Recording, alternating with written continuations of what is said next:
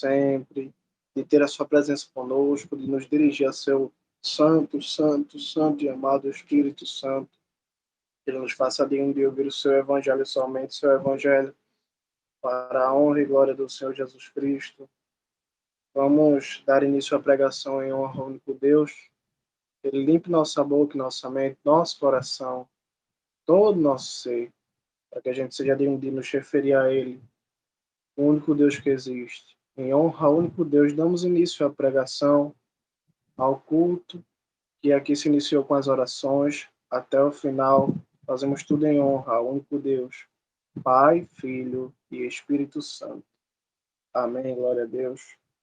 Minhas irmãs, na última oportunidade que eu tive de fazer a pregação para vocês, falei um pouco sobre a Igreja Adventista.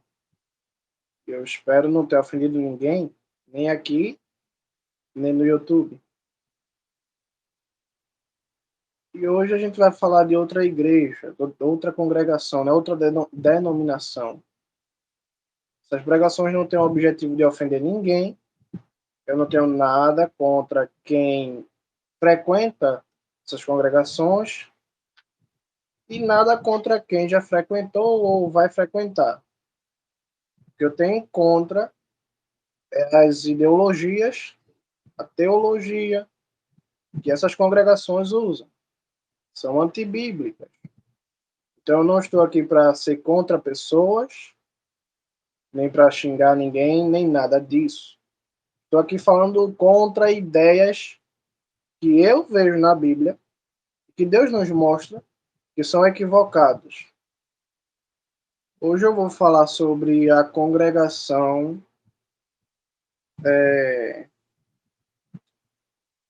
a Igreja Universal, famosa IURD, né?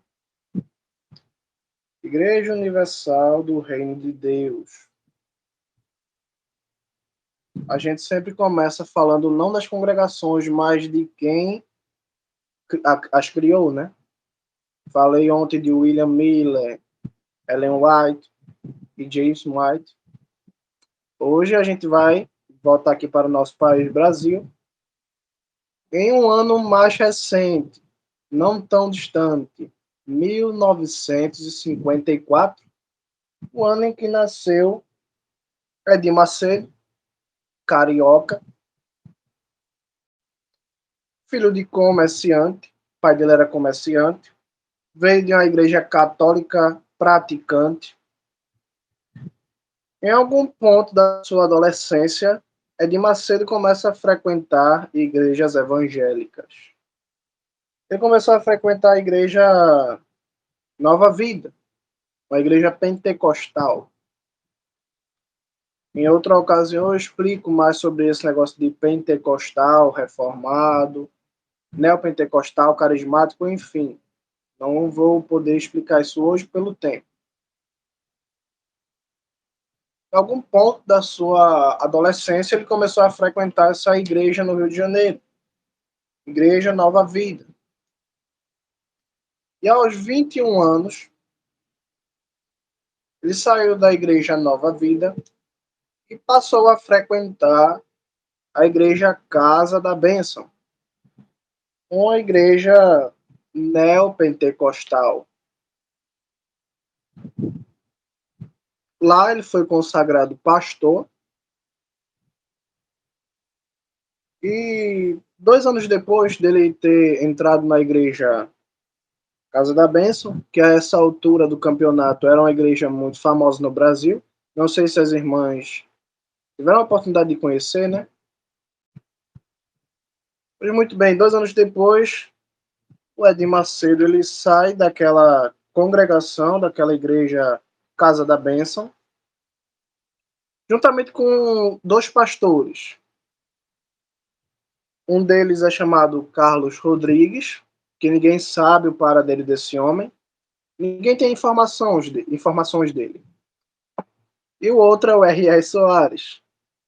Os 3 saíram e fundaram a igreja chamada Igreja Universal do Reino de Deus, a IURD. Ninguém sabe onde é que está esse Carlos Rodrigues, mas muito bem. fundaram a IURD em 1977, ok? 3 anos depois de ter fundado a Igreja Universal, Edir Macedo se desentende com esse tal R.R. Soares, muito conhecido, né? 3 anos depois, Edir Macedo briga com R.R. Soares.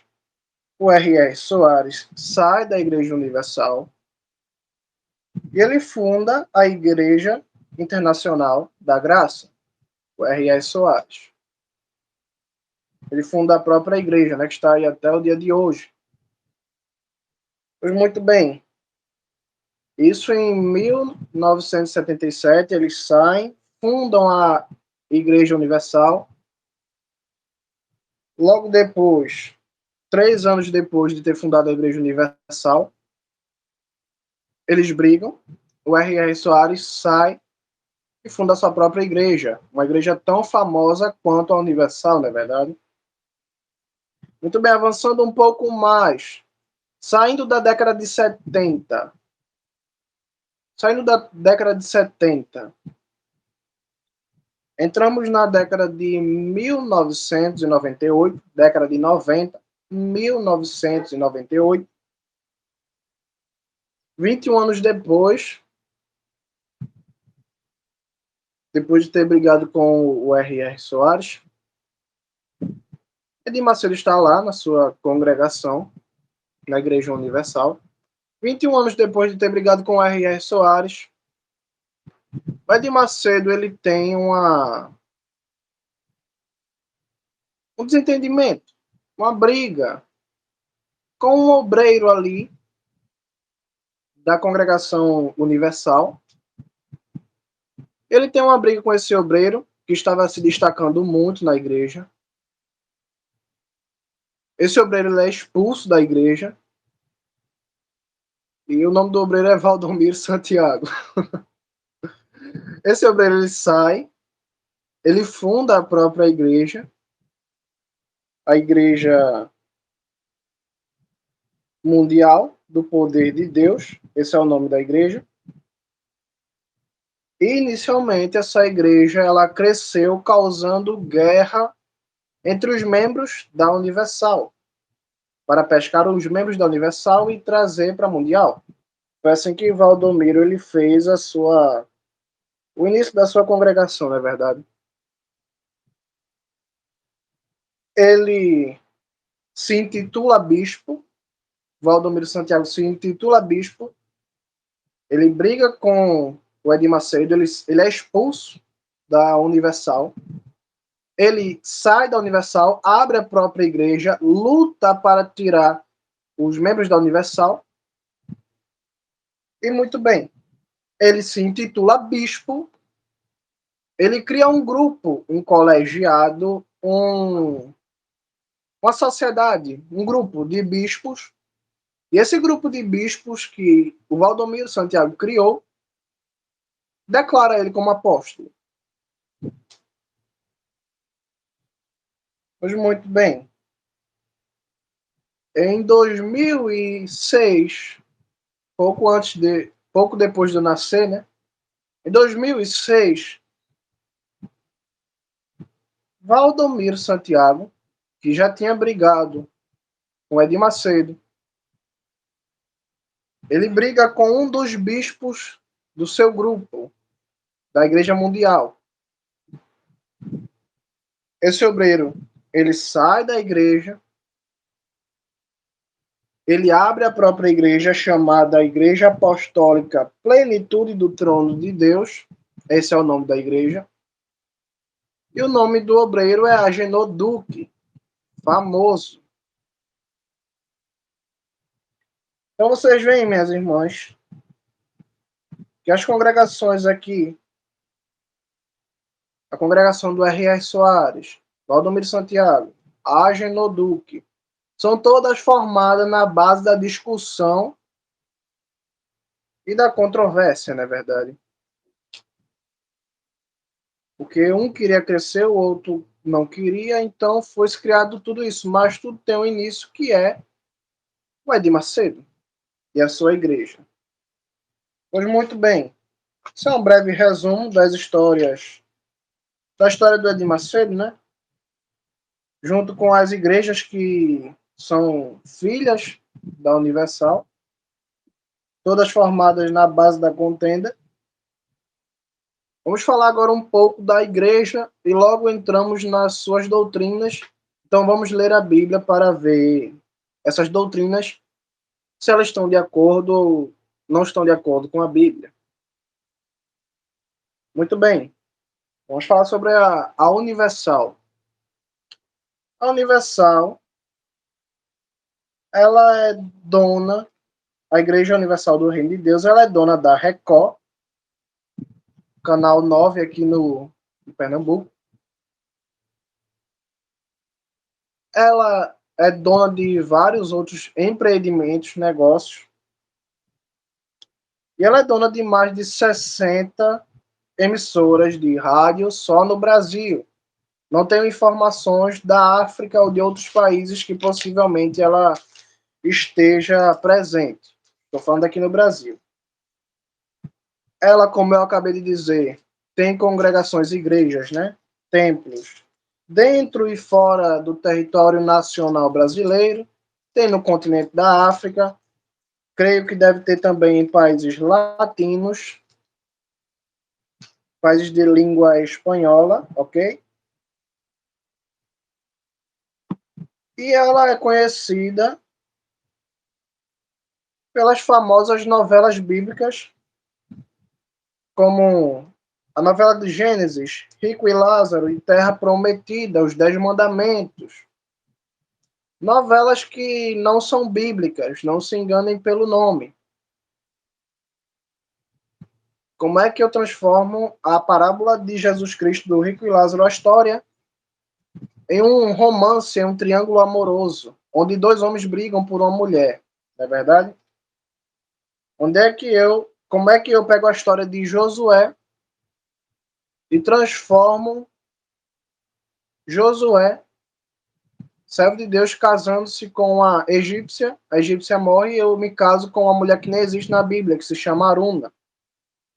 Essa mulher nunca existe na Bíblia, mas eles pegam as histórias bíblicas, enchem de conteúdo para dar lucro.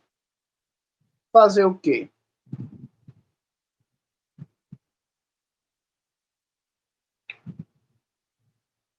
A Assembleia, a Igreja Universal do Reino de Deus, como ela produz novelas, ela se utiliza do teatro, da encenação. E eu não concordo com isso. Por quê? Porque o teatro, a encenação, teve início lá na Grécia com o intuito de adorar ou representar os deuses de pau e pedra mentirosos da Grécia, que não são deuses. Então, para mim, quem pega essa história de teatro, de encenação, e tenta adorar a Deus com uma coisa que foi criada para fazer fama para pau e pedra, eu não entendo. Pelo simples fato do teatro, da encenação, das histórias encenadas terem sua origem em cultos que não adoram ao Deus poderoso, único Deus. Mas, enfim, as igrejas hoje em dia têm feito muito teatro e pouca Bíblia, né? Saindo agora do teatro, da encenação e das televisões. A Igreja Universal do Reino de Deus, ela tem influência na política também, elegendo vários vereadores, vários deputados e até mesmo senador. Talvez alguma das minhas irmãs ou dos meus irmãos que vão assistir o vídeo ou que estão aqui presentes conhecem o Marcelo Crivella muito bem. A influência política dessa congregação, dessa empresa chamada Igreja Universal, ela é tão grande que na inauguração do templo chamado Templo de Salomão, né? Em 2014, em São Paulo. Uma das convidadas, uma das pessoas presentes foi Dilma Rousseff. Todo mundo aqui conhece. Aquela mulher que acabou na cadeira de presidência. Ela estava presente na cerimônia de inauguração.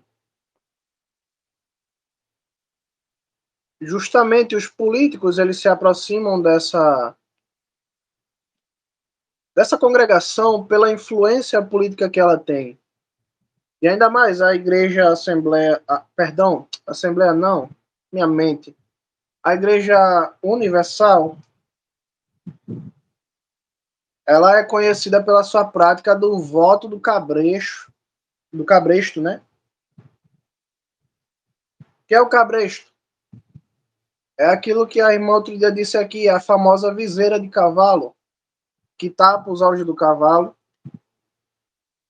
E qual é a história aqui, minhas irmãs? O voto do cabresto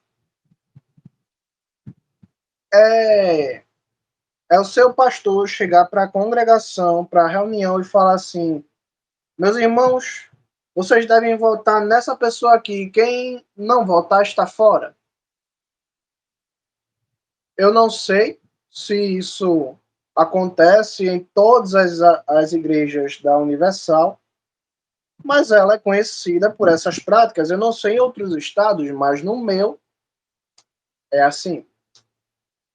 Ela é conhecida dessa forma, por indicar qual é o político que os seus participantes, né, devem votar. Então, por isso que os partidos políticos estão sempre, sempre, sempre de olho. Além do mais, porque essa igreja, no ano de 2010, a fonte é o IBGE, ela foi contada com cerca de 2 milhões de participantes, de frequentadores. Então, imagine só um político ter cerca de 2 milhões de votos garantidos. É por isso que eles correm para lá. Muito bem. Agora vamos passar para analisar as doutrinas dessa igreja, ou alguns costumes. Não todos, porque não temos tempo aqui. Mas vamos ver alguns. Ela é conhecida pela teologia da prosperidade. Ela é conhecida pelos objetos ungidos. Eu vou explicar cada ponto desse. Conhecida por acreditar que tudo que acontece, o homem ele não tem culpa. Eu vou explicar todos esses pontos. Ela é conhecida por replicar os atos da Bíblia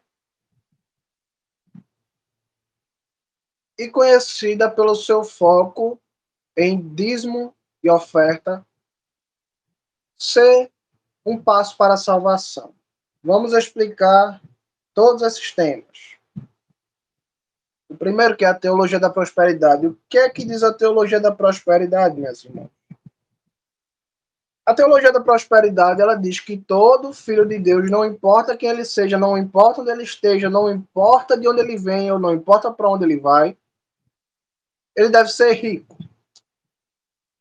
Ele deve ser próspero. Ele deve ter dinheiro, bens materiais. A teologia da prosperidade e as igrejas que usam essa teologia inventada por homens, vou mostrar na Bíblia, porque é inventada por homens. Porém, essas igrejas, essa igreja do R.R. Soares, Agenor Duque, Valdomiro Santiago, Igreja Universal, igrejas assim, elas dizem que todo filho de Deus tem que ser rico. Se você não é rico, você tem algum problema espiritual. Ou você não tem Deus. Mas todo filho de Deus tem que ser rico. É isso que eles dizem, é isso que eles ensinam. A gente vai ver na Bíblia, muita calma, o que, é que a Bíblia diz sobre isso. Segundo ponto é os objetos ungidos. Vejo aqui uma semelhança com a Igreja Católica. Por exemplo, Moisés tinha um cajado. Então eles pegam o cajado, vendem o cajado ungido E dizem que onde você tocar, assim como Moisés tocou na rocha, você pode tocar e Deus vai abençoar. Até uma história, né? Que um homem comprou lá, que nada lá é de graça, tudo é comprado. Entendam isso. Um homem lá chegou na Igreja Universal. Ele comprou um cajado de Moisés e foi ensinado que onde ele tocasse, batesse com o cajado, né? Seria abençoado. Ele saiu na rua, bateu num carro, o carro era de um delegado. Acabou a vida do homem, né? Pois bem, copo de água, ungido, né? Vejo uma semelhança aqui com a água benta. Tijolinho de chaveiro, garrafa de azeite ungida, água do Rio Jordão. Então, é um comércio muito grande, não é verdade? O que é que Jesus faria, né? Se entrasse com um chicote numa igreja dessa? Muito bem. A segunda doutrina diz que. Doutrina ou costume, chame como você quiser. Diz que tudo de ruim que acontece, o homem não tem culpa. Como você foi demitido do seu trabalho, é o diabo agindo na sua vida. Você ficou com a gripe, é o inimigo agindo. Você tropeçou na rua e caiu de cara no chão, é o inimigo. O seu carro quebrou, é o inimigo. O homem não tem culpa de nada. Não importa se o homem andou descuidado e tropeçou pelo seu descuido, não importa se o homem não cuidou do seu carro e o seu carro quebrou por mau uso, não importa se o homem é um péssimo funcionário que vive mexendo no celular na empresa. Tudo que acontece de ruim no mundo é culpa do inimigo e você não tem culpa de nada. A réplica dos atos da Bíblia também é um costume, uma doutrina que, como já foi citado aqui, é semelhante ao que Moisés fez. Moisés bateu na rocha, então você tem que comprar um cajado ungido, você tem que bater nas coisas também.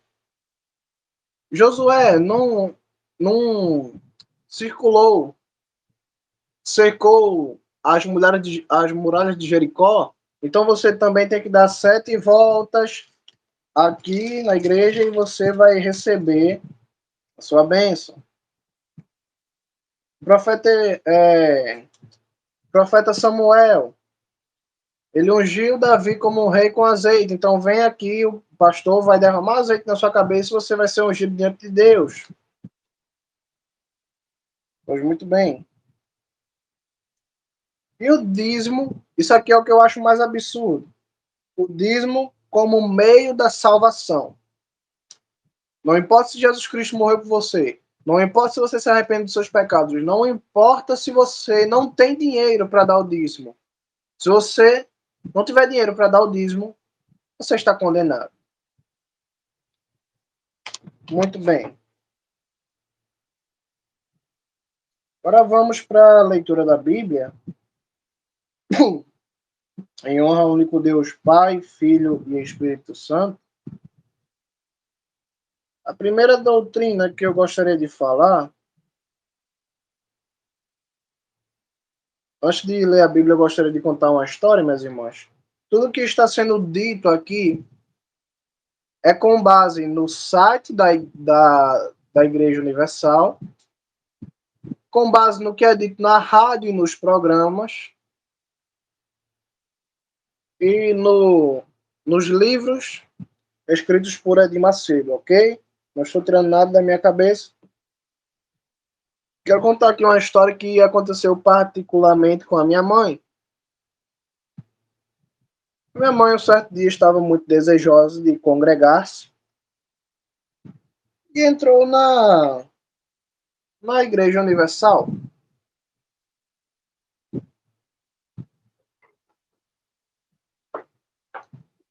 Sempre tem aqueles momentos, culto de libertação, não é verdade? Assim chamam. E todos iam para frente. A minha mãe estava lá como visitante, chamaram ela para frente.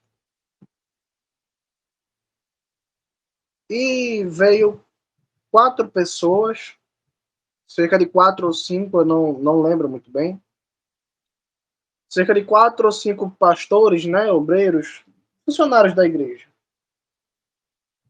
E eles colocaram a cabeça da minha mãe para baixo, né, abaixaram a cabeça dela e começaram a clamar na cabeça dela, invocando espíritos malignos.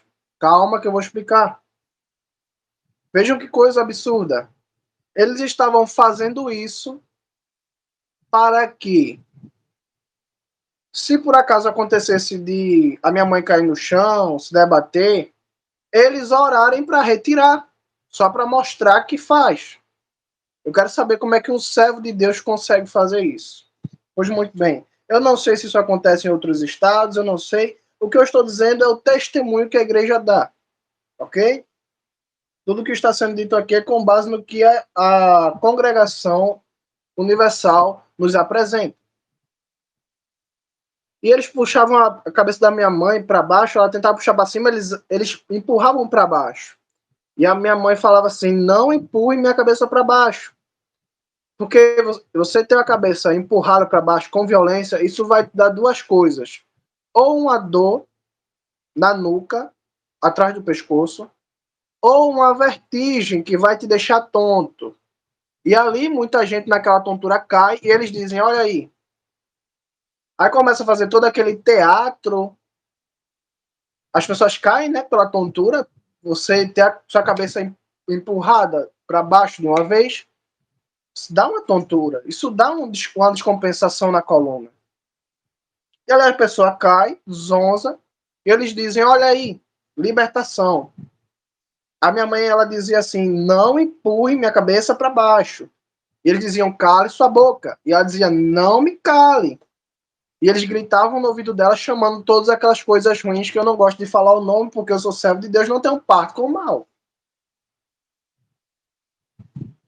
Acabou que eles ficaram suados, a camisa dele social branca, né, colou no corpo, saíram, um saiu, não estava aguentando mais, porque enquanto eles clamavam pelas coisas ruins, minha mãe clamava pelo Espírito Santo, dizendo: Senhor, não permita que nada de mal me toque, porque eu quero ficar até o final em pé para mostrar que eles não são de Deus. Que quem é de Deus não faz essas coisas.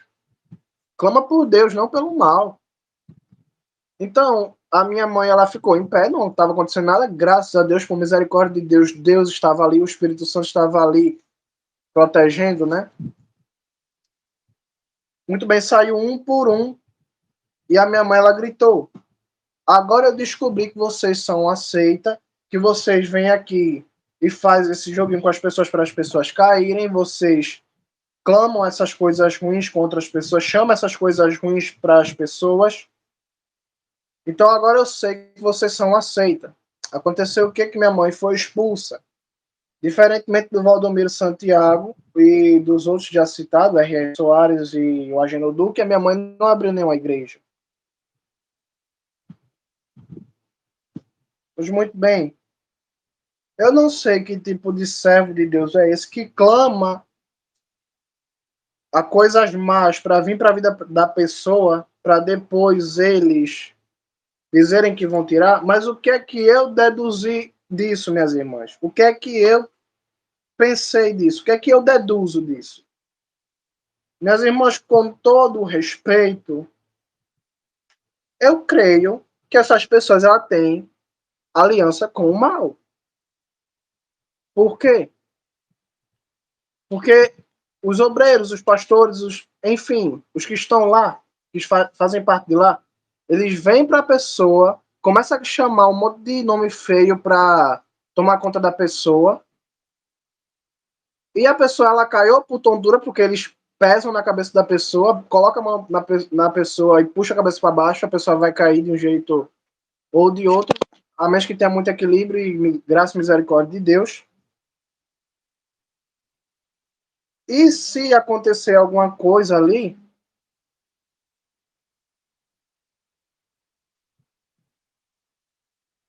eu não sei o que dizer, minhas irmãs.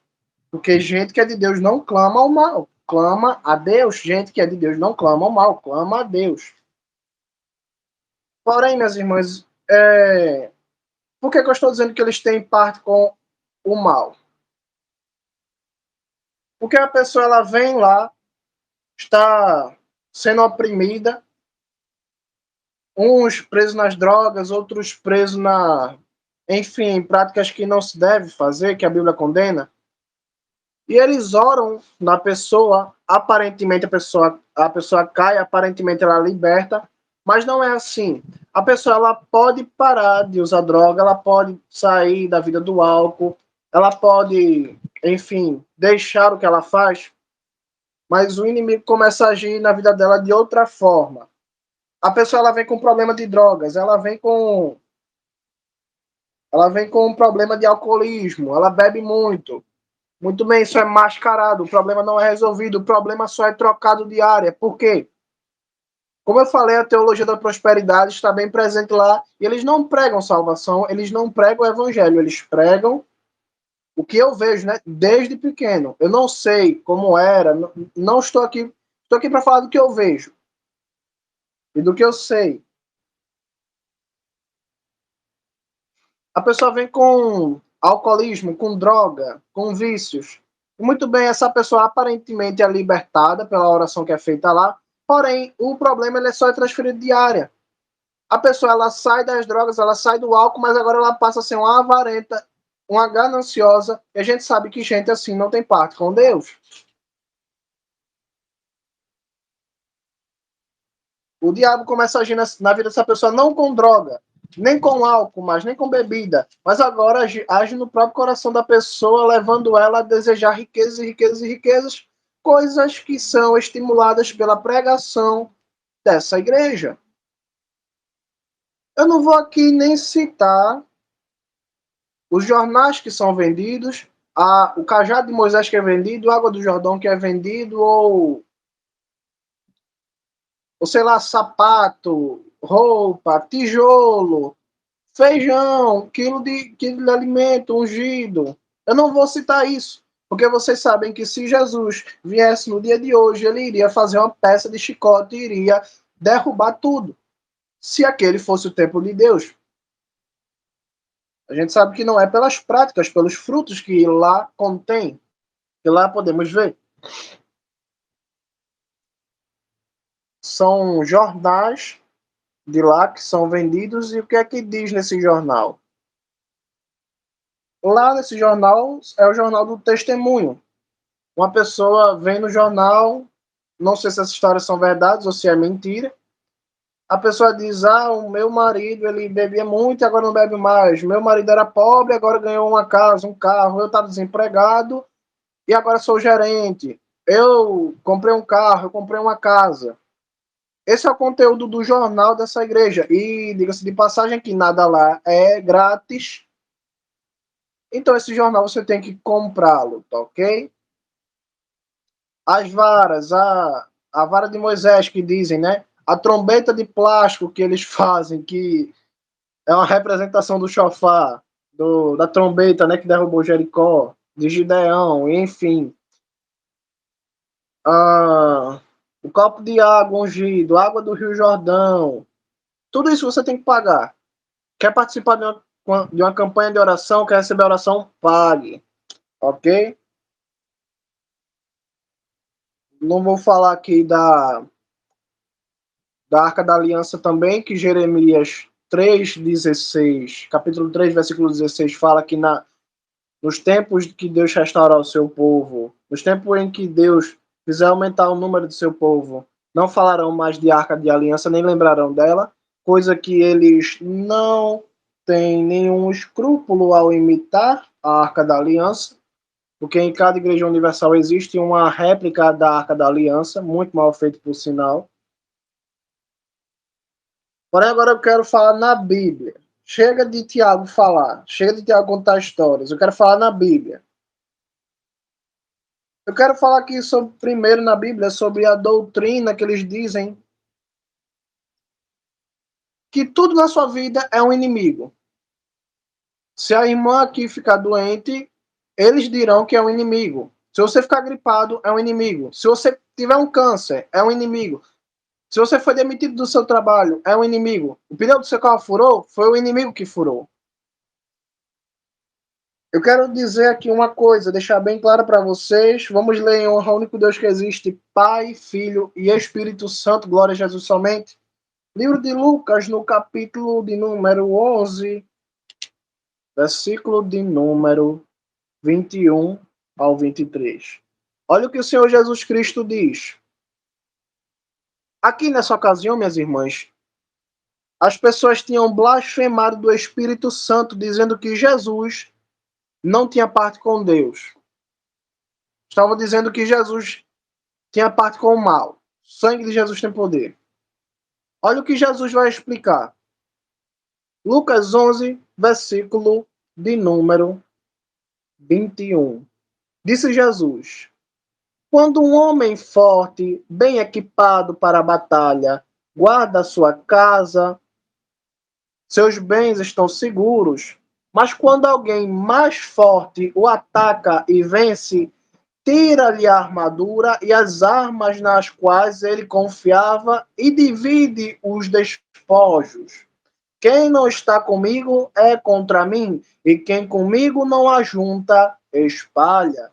Quando um espírito impuro sai de uma pessoa, passa por lugares áridos procurando descanso. Caso não o encontre, diz: voltarei para a casa de onde saí. Quando chega, encontra a casa varrida e em ordem. Então vai e traz outros 7 espíritos piores que ele. E entrando, passa a viver ali. E o estado final daquela pessoa é pior que o anterior. Meus irmãos, Jesus Cristo está sendo bem claro aqui, dizendo que numa casa só habita um tipo de homem. Jesus dá um exemplo aqui. Vamos dizer que numa casa, a casa somos nós. Entenda isso, a casa somos nós. Se o inimigo habita em uma casa e eu venho, eu sou o mais forte, eu sou o poderoso, eu sou o que sou. Quando o Espírito Santo vem, ele destrói com o inimigo e a casa é limpa e pura, purificada. Porém, minhas irmãs, quem não ajunta com Jesus, espalha, e quem não é por Jesus é contra ele. Em outras palavras, não tem como você ter comunhão com Deus, ter o Espírito Santo e o inimigo agir na sua vida. Simples assim. Porque quem está com Deus não está contra ele. Quem não está com Deus é contra Deus. E quem é contra Deus tem parte com o inimigo. Então não tem como você ter o Espírito Santo e você ser possesso pelo inimigo. Porque Deus habita em você e Deus é o mais forte, a menos que você dê espaço. Então essa história de que os filhos de Deus caem no chão, começa a rolar, que os filhos de Deus têm o inimigo age na vida deles, isso é mentira. Quem está com Deus, quem ajunta com Deus, não espalha. Quem é contra Deus, não tem Deus. E aí Deus explica, quando o inimigo sai de uma pessoa, um espírito impuro, sai de uma pessoa, ele anda por lugares secos procurando descanso. E caso não encontre, diz: voltarei para a casa onde saí. Quando chega, encontra a casa varrida e em ordem. Então vai e chama outros 7 piores do que ele. Minhas irmãs, o inimigo ele só vai voltar se a casa estiver vazia. Mas se a casa estiver preenchida com o Espírito Santo, como o próprio Jesus explicou, se vem um homem mais forte, um valente, mais possante, o poderoso, eu sou o que sou, e habita na casa, ninguém tira ele de lá. Só se você se afastar de Deus. Porém, Deus estando com você, não tem isso de um inimigo agir na sua vida, não tem isso de você cair no chão, não tem isso. Então, entenda uma coisa, se alguém cai no chão, essa pessoa não tem Deus. Se alguém cai no chão rolando, sem consciência, ela não tem Deus. Não tem isso, minhas irmãs, de uma pessoa estar andando com Deus e ser possessa pelo inimigo. Não existe isso. Simplesmente não existe. É impossível. Porque o Espírito Santo, ele não anda lado a lado com quem não tem comunhão com Deus. E se você tem comunhão com Deus, o inimigo não lhe toca. A carta de Pedro diz isso. Os filhos de Deus, os que andam com Deus, o inimigo não lhe toca.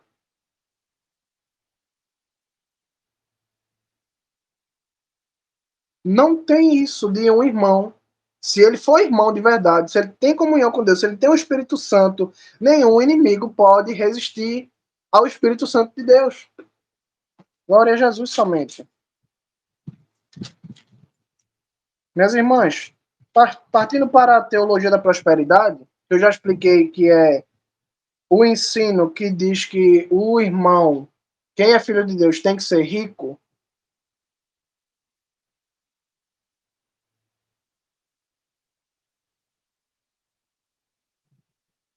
Eu não marquei nem na Bíblia, mas eu gostaria de citar um texto que vocês conhecem muito bem.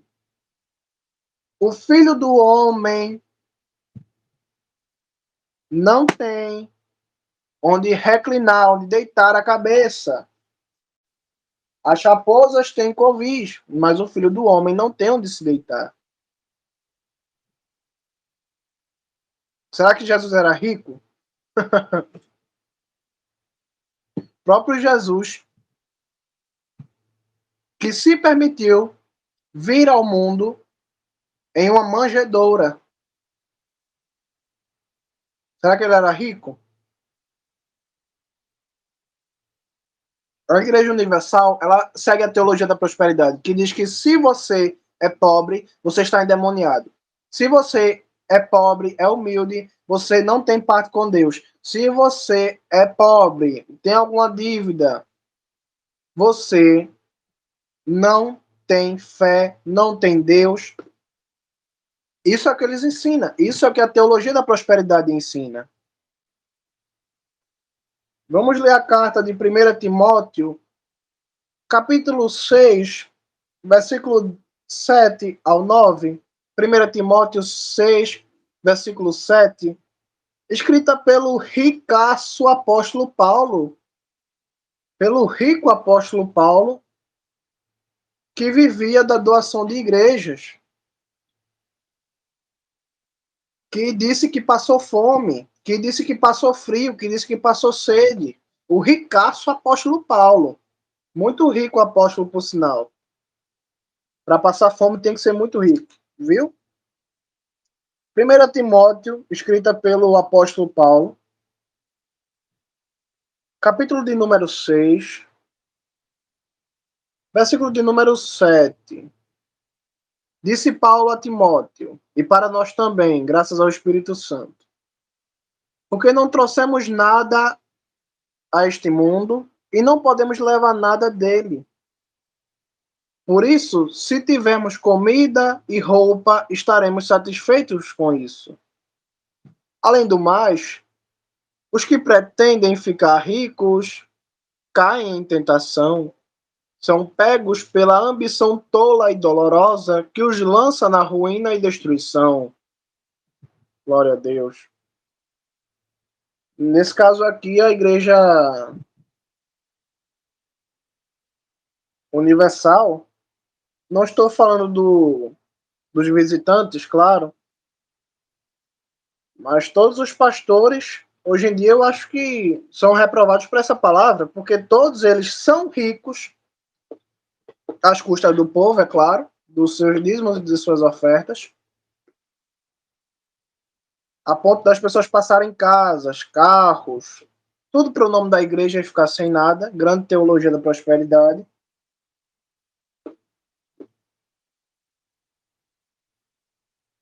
Quem quiser ficar rico vai cair em tentação, dolorosamente, que causa destruição, ok? E, por fim, minhas irmãs, gente de Deus não pode ser pobre. Já citei aqui o exemplo de Jesus, que não tinha nem onde reclinar sua cabeça. Posso citar o exemplo do apóstolo Pedro, Tiago, João, que eram humildes pescadores, pobres. Posso citar o exemplo de João e Pedro subindo ao templo. E quando o mendigo pede moedas a eles, eles dizem o quê? Nem prata nem ouro eu tenho, mas o que eu tenho eu te dou. Levanta e anda, em nome de Jesus Cristo, glória a Deus. Então vejam que os apóstolos não tinham prata nem ouro. Será que naquele momento eles tinham perdido comunhão com Deus? Entenda que para a Igreja Universal, a sua comunhão com Deus é medida pelo tamanho da sua carteira, ok? Eu posso citar outro exemplo aqui, não coloquei que a gente iria ler, mas posso citar o exemplo da oferta da viúva. Duas moedinhas que tocaram o coração de Jesus. Enquanto os ricos não tocaram o coração de Jesus. Aquela mulher foi mais agradável a Deus do que qualquer rico que estava ali presente. E eu me pergunto uma coisa, será que Jesus ele deu riqueza para aquela mulher? Jesus não moveu nenhum dedo para mudar a situação daquela mulher naquele momento. Ele se agradou. Posso citar aqui o exemplo dos profetas, pessoas geralmente pobres. Tinha um ou outro profeta que era de uma posição mais elevada. Ser rico também não é pecado. Porém, medir a nossa comunhão com Deus pelo dinheiro é servir a mamão. Me perdoem, mas eu não peço desculpa por falar a verdade. Por último, minhas irmãs, sobre esse assunto da teologia da prosperidade, gostaria de ler o livro de Tiago, no capítulo 1, versículo 9. Disse o apóstolo Tiago, grande apóstolo ricaço também, ô homem rico. Era um pescador como Pedro, aprendeu a viver do próprio trabalho. Primeiro capítulo da carta do apóstolo Tiago, versículo 9, diz assim, que o irmão de condição pobre, humilde, se orgulhe de sua posição elevada, mas o irmão rico deve se orgulhar por ser humilhado, porque a semelhança da flor do campo, ele murchará.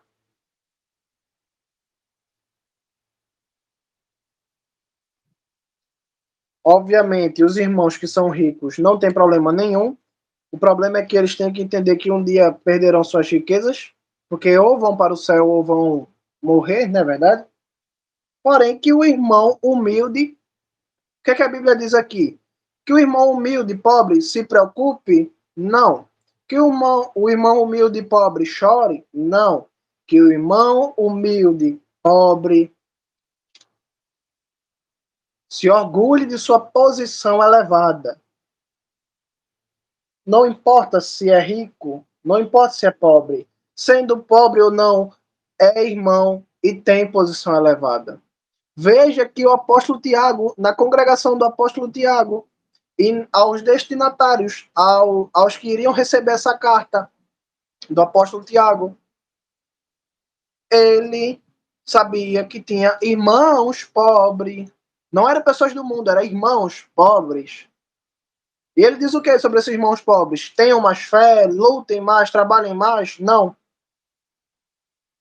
Se orgulhem, se alegrem de sua posição elevada. Quero ler também o capítulo 2, versículo 9, do mesmo livro, livro de Tiago. Capítulo 2, versículo de número 5, perdão, número 5. Tiago, capítulo 2, versículo 5. Ouçam, meus queridos irmãos, Deus não escolheu os pobres do mundo para serem ricos na fé e receberem o reino que ele prometeu aos que o amam. Veja que Deus escolheu os pobres para serem ricos na fé. Então, a sua fé já não pode ser medida pela sua riqueza, porque você pode ser pobre e ser um homem de rica fé, ou uma mulher de uma fé muito rica também. Deus escolheu nós para esse propósito. Eu e você, que não temos, muitas vezes, como pagar as coisas. Versículo 6. Mas vocês desprezam o pobre. Não são os ricos que oprimem vocês, arrastando-os aos tribunais? Não são eles que insultam o bom nome daquele a quem vocês pertencem? Se vocês de fato mantiverem o objetivo da lei do reino de Deus, em conformidade com a passagem da Escritura que diz: ame o próximo como a si mesmo, estarão agindo bem. Mas se demonstrarem favoritismo, suas ações constituirão pecado e serão condenadas pela lei como transgressores.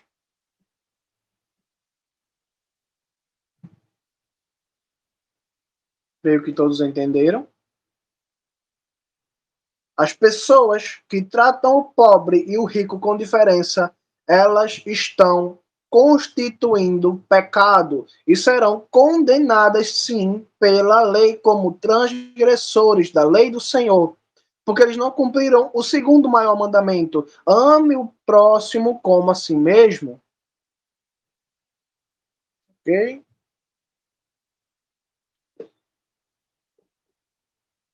Vamos falar agora. Já estou acabando a pregação. Só quero tratar com vocês mais 2 pontos, minhas irmãs. Os atos proféticos dessa Igreja Universal. Como eu já disse, eles vendem cajados de uma réplica, ou tentam replicar o cajado de Moisés, o cajado de Arão, fazem uma trombeta de plástico para representar a trombeta que derrubou Jericó, que derrubou Jericó pelo poder de Deus. Tentam trazer água do Rio Jordão, porque foi o rio onde os apóstolos se batizaram, enfim. Essas igrejas, elas têm culpa na história de colocarem, na questão de colocarem Israel como terra santa na mente do povo. Que Israel não tem pecado, que o povo lá é anjo, e que lá é o céu na terra, e, enfim, que lá é um paraíso na terra. Essas igrejas, elas têm culpa disso, porque trazem areia de lá, pedra de lá, tijolo, enfim, água de lá, e dizem que aquilo é uma cura milagrosa, coisa que não é verdade. Sinto muito dizer. Esses atos proféticos, irmãos, vocês viram como Abraão ele reuniu seus homens e foi lutar e venceu a batalha. Então aqui reunimos nossos pastores e vamos orar por você para você vencer os seus problemas. Irmão, vocês viram como Deus deu a vitória ao povo de Israel no Vale do Sal. Então fizemos um vale de sal grosso aqui. Vocês vão passar no meio do Vale do Sal e vocês vão receber a cura dos seus problemas, das suas enfermidades. Irmãos, vocês viram como Moisés ele abriu o Mar Vermelho. Então a gente fez aqui 2 tanques de água transparente para vocês passarem no meio e as muralhas vão cair na sua vida. Irmãos, vocês viram como Josué tocou a trombeta, rodeou a cidade por 7 vezes no último dia. E então, meus irmãos, vocês viram como a muralha caiu. Vamos aqui dar 7 voltas na igreja e as muralhas vão cair na sua vida. São os famosos atos proféticos que essa igreja inventa, ok? Vamos ler a palavra do Senhor.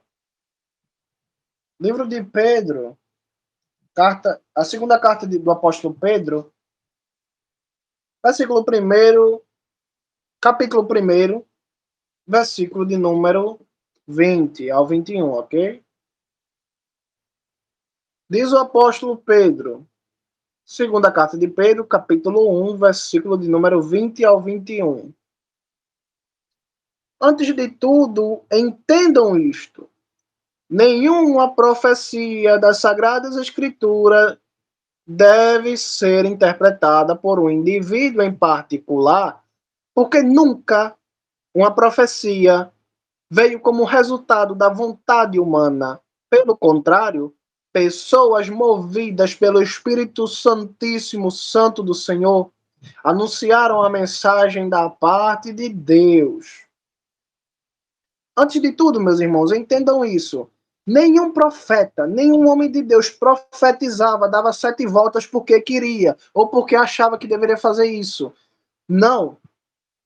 Porque nunca uma profecia procedeu, veio como resultado da vontade humana. Pelo contrário, pessoas movidas pelo Espírito Santo de Deus anunciaram a mensagem da parte de Deus. Então vejam, minhas irmãs, por favor, que Josué não tirou da cabeça que simplesmente vou rodar aqui 7 vezes a cidade e os muros vão cair. Moisés não falou assim, vou pegar esse cajado aqui e vou fazer milagre. Não é assim que as coisas funcionam. A pessoa tem que ser direcionada, movida e ordenada por Deus, pelo Espírito Santo. Não adianta eu pegar agora um copo de água e querer fazer milagre com esse copo, porque não adianta, só com a ordem de Deus. Não adianta eu pegar um pedaço de madeira, fazer um cajado e sair na rua batendo nas pessoas, que não é assim. Não adianta eu pegar meu saxofone, fazer ele de trombeta e começar a tocar ele como se o muro da minha casa fosse cair. Porque os atos proféticos, eles não acontecem por vontade humana. São a ordem de Deus, vem do Espírito Santo e só acontece quando Deus quer. E não vem por vontade humana. Não adianta eu querer que um ato profético aconteça. Isso só acontece quando Deus quer. Não é vontade de homem. E nem a minha vontade pode mudar algo. Somente Jesus pode decidir, vai lá e faz, vai lá e derruba, vai lá e toca, vai lá e faz isso, vai lá e desfaz. Por fim, minhas irmãs, quero tratar do último ponto para a gente terminar essa pregação. O ponto em que nada na sua vida é culpa sua. Por exemplo, já dei alguns exemplos aqui, vou dar de novo. O pneu do seu carro fura, não foi culpa sua. Você não foi culpa de você não ter trocado o pneu. Foi o inimigo que agiu no seu carro. Já expliquei aqui que quem tem parte com Deus não pode ser possesso, não é verdade? Agora vamos aqui tratar dos acidentes, das enfermidades. Se você pegou uma gripe, não foi porque você saiu sem camisa no frio, foi o inimigo que agiu. Se você ficou com problemas de visão, não foi você que ficou o dia todo de frente para a televisão. Foi o inimigo que agiu no seu olho. Seu carro quebrou. Não foi você que acelerou demais e não fez manutenção. Foi o inimigo que agiu. Eita, você foi demitido do trabalho. Não é porque você é um péssimo funcionário que fica conversando o trabalho todinho e fica mexendo no celular em vez de trabalhar, não. Foi o inimigo quem agiu no seu trabalho e você precisa de mais fé. Quero ler com vocês o livro de Gênesis. Livro de Gênesis, rapidamente, vamos acabar logo a pregação, em honra ao Senhor Jesus Cristo, em respeito à hora das irmãs.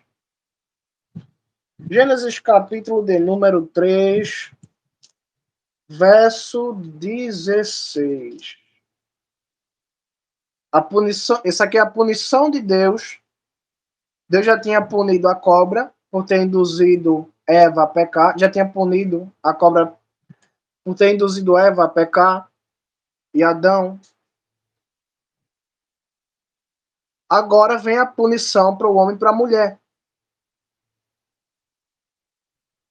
Gênesis capítulo 3, versículo 16.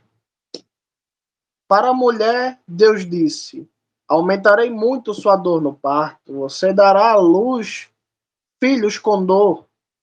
Seu desejo será para seu marido, mas ele a dominará.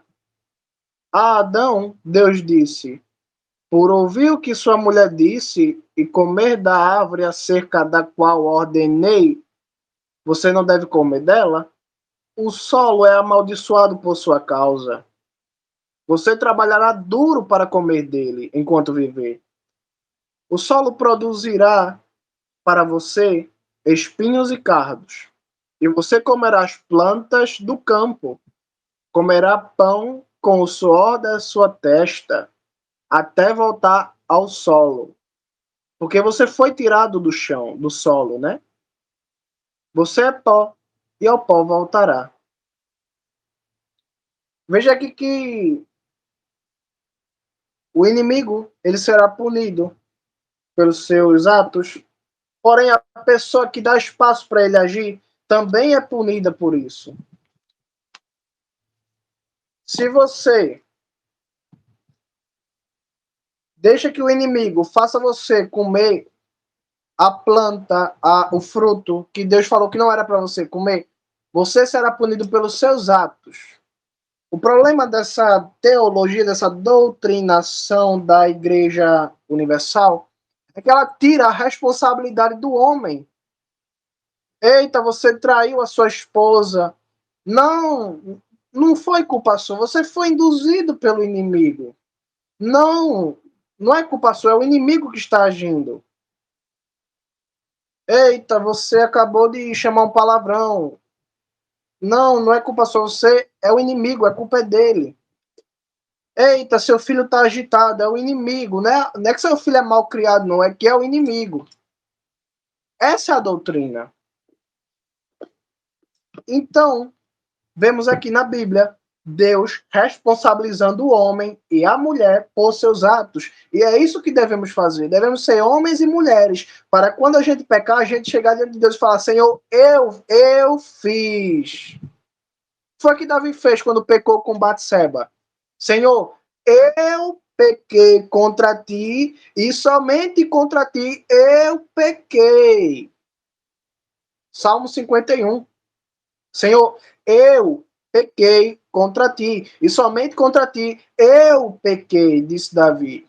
Então a gente deve ser homem, a gente deve deixar de ser criança, ok?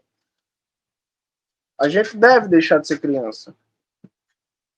E o último versículo aqui que eu vou ler para acabar a pregação. Quero tratar do último ponto que eu esqueci, mas lembrei, graças a Deus. O último ponto, que é justamente a questão da salvação. Se é pelo dízimo ou se é por alguma coisa de dízimo que você possa entregar a Deus. Efésios capítulo de número 2, versículo de número 8. Efésios capítulo 2, versículo de número 8, ok? Diz assim o apóstolo Paulo, inspirado pelo Espírito Santo de Jesus Cristo, com todo temor e reverência. Assim dirigimos ao Senhor, assim nos dirigimos ao Senhor. Versículo de número 8. Porque vocês foram salvos pela graça.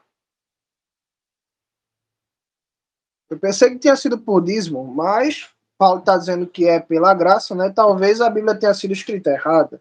Mas eu vou ler de novo para ter certeza. Porque vocês foram salvos pela graça, por meio da fé.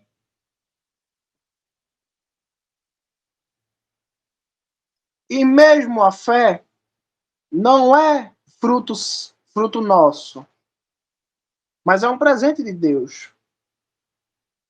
Vocês não foram salvos por suas ações. Portanto, não tem de que se gloriar. Porque somos feitos por Deus, criados em união com o Messias Jesus, para a vida de boas ações, já preparada por Deus para serem realizadas por nós. Não sei se as irmãs entenderam, eu creio que sim. Porque vocês foram salvos pela graça, por meio da fé, e nem a fé é um fruto nosso, mas é um presente de Deus. Nós não fomos salvos por nossas ações, nossos dízimos, nossas ofertas,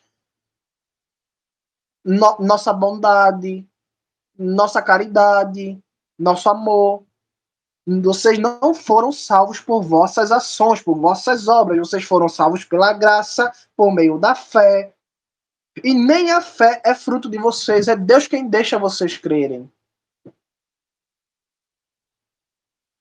Vocês não foram salvos por suas ações. Portanto, não tem de que se gloriar. Por quê, minhas irmãs? Se a gente fosse salvo pelo que a gente faz, a gente poderia chegar diante de Deus e falar assim: Deus, olha o que eu fiz. Mas não importa o que você faça, essa é a grande chave do Evangelho. Não importa o que você faça, você nunca será digno da salvação. Não importa se você é como Paulo, ou se você é como Pedro, ou se você é como Apolo. Nenhum deles, e você também, nunca será digno da salvação. Então, como é que eu vou ser salvo, Tiago? Pela graça, pela fé e pela misericórdia de Deus. E lembre-se, a fé é Deus quem dá. É Deus quem deixa eu crer, porque se Deus não tivesse me dado vida nesse momento, como é que eu iria poder ter fé? Então, até a fé é um presente de Deus. Porque se a fé viesse de mim, eu poderia dizer: Deus, olha como eu creio no Senhor, mas nada vem de mim, então eu não tenho do que me gloriar, eu não tenho do que me orgulhar. Deus não deixa espaço para que eu me glorie, porque Deus não divide a sua glória com ninguém, é muito simples. Deus nos dá a vida, Deus nos dá um coração entendido, um coração racional, diferente dos animais, para que a gente tenha a capacidade de crer. Deus é quem dá essa capacidade, Ele quem dá a fé. Cabe a nós crer nele ou não crer. Ele quem dá a vida, e quando Ele nos dá a salvação, quando Ele nos dá a graça de Deus, que é a misericórdia de Deus, a graça de Deus e a misericórdia dele, gera em nós a possibilidade da gente crer em Deus, da gente ser salvo, tudo isso pela graça. E então, quando eu sou salvo por Deus, quando eu recebo o Espírito Santo de Deus, o Espírito Santo começa a trabalhar em mim de forma que eu começo a odiar as práticas más. E eu começo a amar as práticas boas, o amor, a pureza, a santidade, a reverência. O Espírito Santo começa a abrir os meus olhos e eu começo a amar as coisas que são boas e que me fazem bem e que fazem bem ao próximo. Ao passo em que, ao mesmo tempo que eu amo as coisas boas, eu detesto as coisas maus. Eu tenho nojo das coisas más.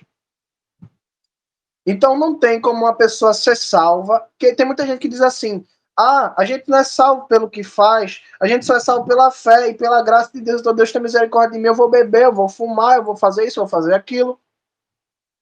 Mas não é bem assim. A gente não pode ter alegria no pecado. Eu sei que a gente peca muitas vezes, e todos os dias a gente peca. Mas a gente não tem prazer no pecado. Alguém que tem o Espírito Santo nunca vai ser feliz com o pecado.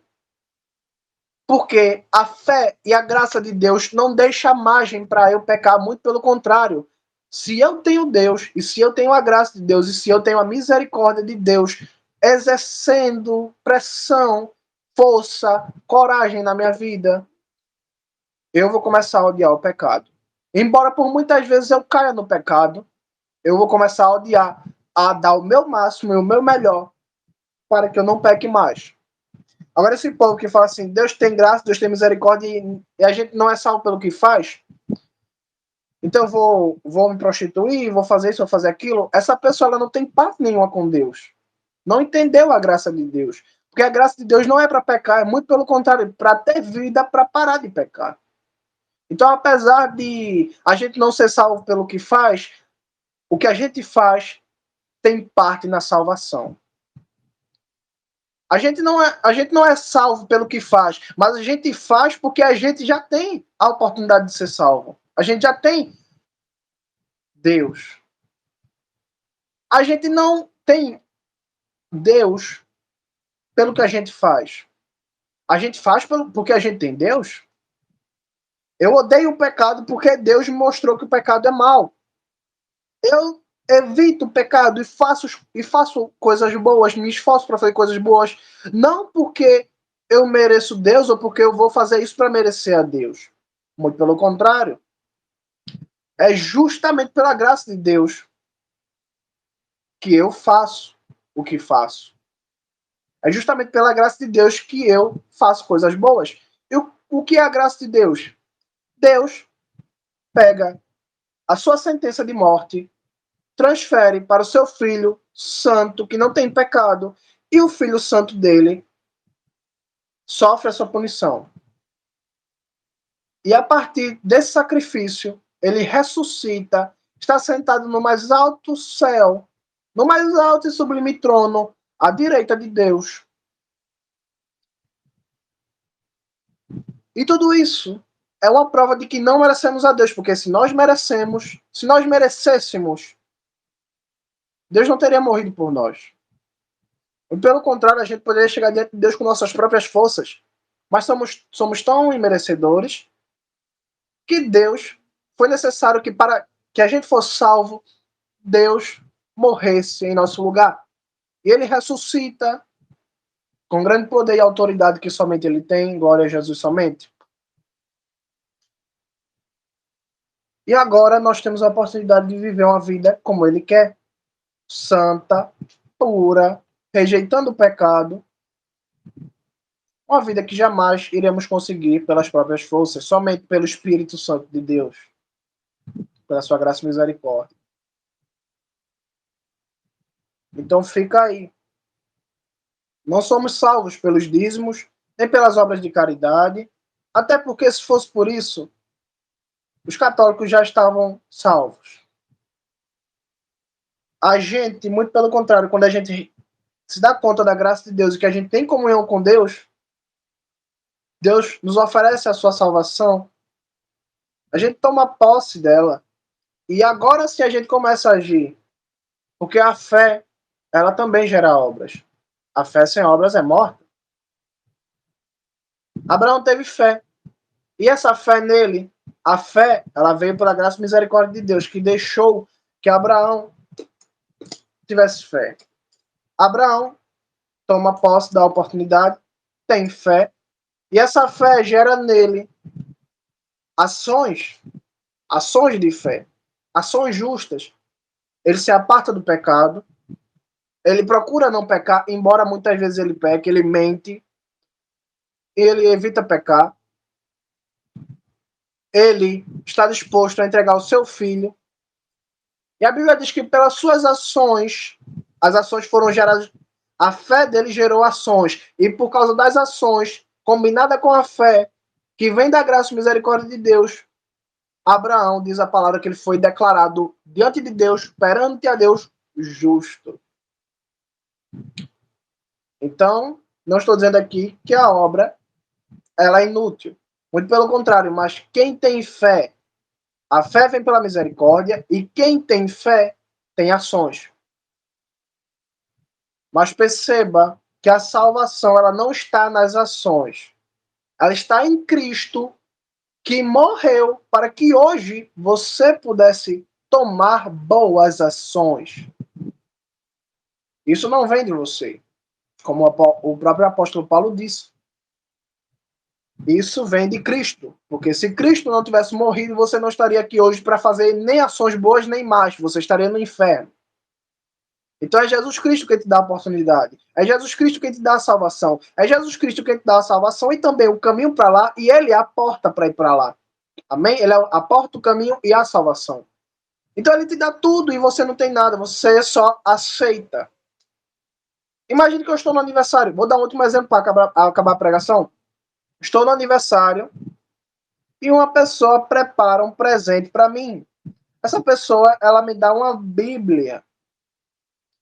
Ela prepara a Bíblia, ela embrulha, e a única coisa que ela faz é colocar na minha mão.